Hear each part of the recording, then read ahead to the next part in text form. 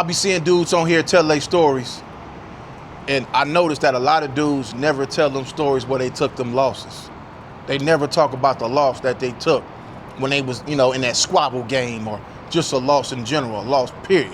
I'm gonna tell y'all a loss that I took.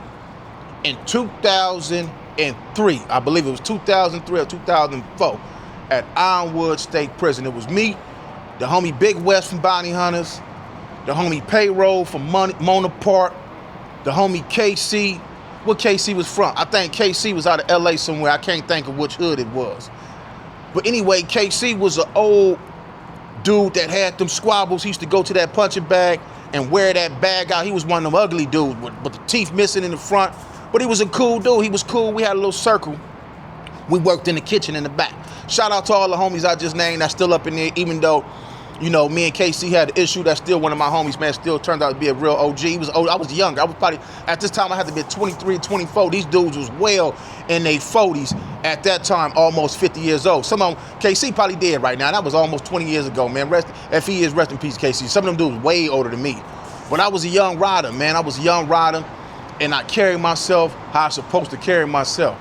Well, I remember one day, Jungle Joe from out of BPS, man.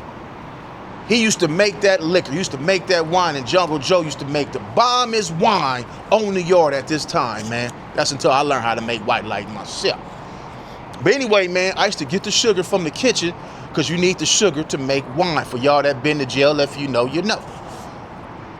I would bring Jungle Joe the sugar, and Jungle Joe would give me a tumbler. A tumbler was probably about this size, 16 ounces of white lighting, and that 16 ounces of white lighting had you faded like you've been to the barbershop, man.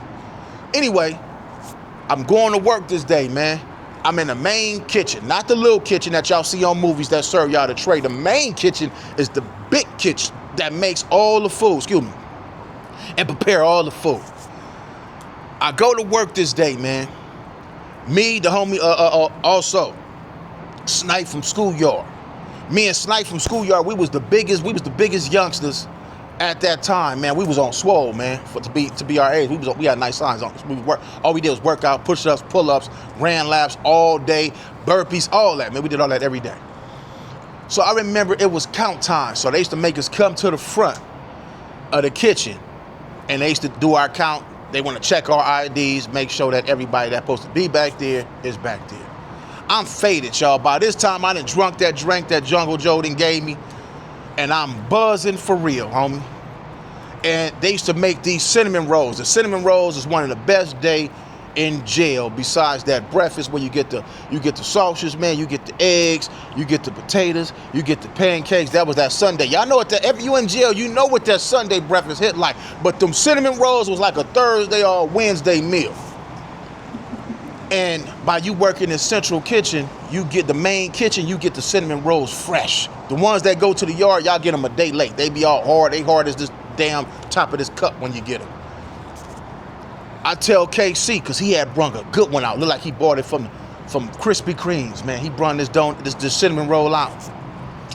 I said, KC, go in there and get me one of them cinnamon rolls, right? He said, I got you, Rock, I got you. I tell the homie Payroll, I'm trying to be slick. Hey, go in there and get me one of them payrolls. He like, I got you, Rock, I got you, Rock. Make a long story short, we go back in there, me and Snipe, I'm still faded, do my little push-ups. We used to take the little pan tops and curl the pan tops. I'm knocking on the door at this time because I realized KC ain't brung out the cinnamon roll. But I see them up in there, they eating them, whole mouth white as them, like he been sniffing the whole plate of cocaine up in there. So I tell KC, I said, look, homie, I knock on the door. Hey, homie, what's up with the cinnamon roll, man? He said, Rock, I told you I'm gonna bring you out one. I said, you bitch ass nigga, hurry up and go in there and get me one. I done disrespected this dude. Rule number one, don't disrespect nobody if you're not about to take off on them. That's why a lot of y'all walking around here with your grill missing. A lot of y'all with the front teeth gone, that your teeth gone when you was young, and your teeth didn't fell out from old age. Your teeth you got firing on, and you lost your front teeth. A lot of them dudes you see their teeth out, they might have got firing on. So anyway, it's me, West from Bounty Hunters. I believe it was just me and West from Bounty Hunters. We were standing like in the front where they wash the dishes at. So KC come out, he come where I'm at, I'm on him. Bitch ass man, that nigga fine. I'm talking about, man, this dude had to been at least, at this time, about 47, 48. Like I said, I'm 23, 24. And I kept me a pistol stashed in the back of the kitchen. I used to screw the little top and put my knife up there, right? Man, I didn't have my pistol on me this day. I didn't have my knife on me. And KC, two-piece meat, this the fastest I ever been fired on in my life. Boom, boom. Remind you, I'm off that liquor. I'm off that drink. The homie from Bounty Hunters looked at me. I look at the homie from Bounty Hunters. I look back at KC. Now, KC, I'm not going to say he wasn't no coward. He wasn't scary because he for sure fired on me, and I was a young rider at the, I'm talking about I was one of the ones. One thing about me, we gonna if I got an issue with you, we gonna fade it out. I'm not turning down nothing. We gonna fade it out. I looked at the homie from Bounty Hunters. I said, man, did he just fire on me? The homie from Bounty Hunter just smirked. He said, yeah, Rock, he got you. He fired on you, homie. Now, I know I can't get down. I know I can't squabble at this point. So I just walk straight to the back, get up on the thing, grab my knife. I ain't said no words. I ain't did no yelling. I ain't did no hollering. I ain't made no scene. None of that. Because in my mind, I'm about to knock this dude. I'm about to blast him out his boots. I'm about to blast him out his boots. Because I knew that I knew he smelled that liquor on me. He knew I was faded. Because I ain't never had an issue with nobody in that kitchen except one dude. I tell that story another time. With two dudes, I tell them story another time. I go where KC was at. I walk to where he walked. I see him talking to the free staff, which is the police up in there. And he told them he had to leave work early that day because he wasn't feeling good. He knew I was going to get that pistol. So they walk KC out of there. He leave. I don't make it no big deal. I don't make no scene. I go back to my cell. By this time, it didn't hit the yard. Man, KC didn't fired on Rock. Now, can y'all imagine being that youngster that all the youngsters in the car look up to? And y'all be saying card. It ain't C-A-R-D. It's car. It's the car. Man, so I go in there to the cell, and I remember my homie from Watts. What homie from Watts was from, man? Damn, I can't think where he was from, man. But anyway, he say, Rock, man, they say KC fired on you in the kitchen. You want me whoop on him, homie? I looked at him like, man, you done lost your mind, homie. I told him, nah, don't worry about it. Don't even trip. That ain't nothing. You know what I'm saying? That ain't nothing. It's the homie. So this is probably on I think a Thursday or something like that, Wednesday or Thursday, whatever it was, homie. That same night, y'all remember when I told y'all about the Big U situation when you know, about losing your brother and your son and your father and all that stuff when you in jail? That night was the night that my brother died. So that night, I got called to the program office and they told me that my brother had passed away. I came back to the cell and I found out the news. So at first it was going around that Rock got fired on. To now it's, hey man, the homie brother got killed, man. Y'all, you know what I'm saying? Y'all holler at the homie and make sure the homie's straight. You know what I'm saying? So I didn't cry that night. I didn't cry till probably about a year later. I was listening to Pac. How many brothers fell victims of the street? Rest in peace, young nigga. It's a heaven for a G. That's when I broke down. I think I might have shedded a few tears that night, but I didn't let it out till a year later, like really cried. So anyway, my mind not on KC no more. I'm not on him.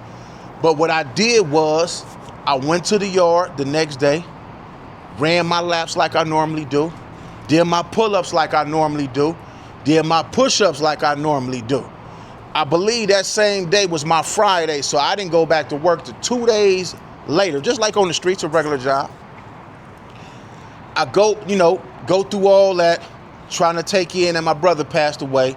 I know I'm in prison. I got older homies on the yard that's telling me, Rock, you gotta block all that out. You can't be on the yard thinking like this, man. You gotta block that out. There's nothing you could do on them streets. Now, if dude happen to hit this yard, then you can handle your business. But as of right now, let it go. You still got a couple of years to go, man. You do not want to smoke your date, man. Get focused. I'm like, all right, cool. Anyway, I'm punching on the bag. I'm taking all my aggression out on this punching bag. I used to hit the bag with the homie named Brick from Mona Park. Brick was a Mike Tyson looking dude, knock you smooth out. I got a story about that too. I'll talk about this stuff later on. I never really talked about a lot of these stories, right? Anyway, I get back to work. Holla at the homies. Normal program, not extra out, tripping to any of that. I done already kind of blocked this situation out with my brother out of my head. Now I'm back on penitentiary time, right? I go up in the kitchen and I, greet all the homies and I see KC. I say, hey, homie, we got to get down, right? He like, yeah, Rock, it's all good. You know what I'm saying? I know. I said, listen, we ain't gonna put no knife play up in it. We're gonna go to the back. We're gonna get down. We went to the back. I told the homies, y'all watch that side. I told Snipe from Schoolyard, you watch that side. And I went back there and I did my thing. I got the best of the stick this day. I got the best end of the situation. You know what I'm saying? Did what I had to do. I don't want to talk down on the homie, and me and him know what's going on, and who was there, they know what's going on. That was a victory I had that day, and we shook hands like real players, and we let that alone. But the moral of the story is, man, that was the day at 23 years old. I believe I was 23 or 24. That was the day that I learned, Rock, you can't be on his yard drunk. You can't be outside to sell faded off that liquor. You know what I'm saying? And you cannot be talking crazy to grown-ups. Grown men. It's a grown man that I'm talking to like he a kid. So when I see a lot of these dudes that be on the internet that be talking to grown dudes like they kids, I be thinking like, just because they look a certain way, or they might be shorter than you, or they might not be as bad as you think you are, that these dudes will still do something to you. And the crazy part about it now is these dudes got action at going to get their pistol. Just like I was going to get my knife, these dudes would go get their pistol. And you walking up on there telling a nigga what he can't do and this and that, and this dude that smoke your dumb ass because you sitting up here, you ain't even on that type of time. You just trying to tell somebody what they can't do, and this dude like, I'm fit to smoke you. So if you not fit to do any of that gangster shit, if you not fit to do none of that, I will advise y'all, man, leave people alone and focus on yourself and get you some money out the game. But anyway, man, shout out KC, man. Payroll. Big West from out of Bounty Hunters, Snipe from Schoolyard, Went from Foreign Dog, Lil Went from Foreign Dog. It was a whole crew of dudes, man. And when I tell you I learned a whole lot of lessons, man, I learned a big lesson that day, man. I'm gonna start telling y'all some of these stories. A lot of y'all wanna know about PJ Butter, that's still my partner, that's still a homie. You know what I'm saying? We're gonna talk about that one of these days. Hopefully, man, me and him can sit down and do an interview or do some content on it, and we talk about that, man. But it's Compton Rick Rock. Leave y'all thoughts in the comment section. That's just one of my stories, man. I have many more, man. But a lot of dudes always talking about they wins. They never talk about the time that they got the bad end of the stick, man. Yeah, I'm gonna catch y'all on the next one. Y'all like, comment, share, and subscribe, man. I'll catch y'all on the next one, man. Like, comment, share, and subscribe to the channel, Compton RICC ROC TV. Also, hit that notification bell and catch every video when I drop.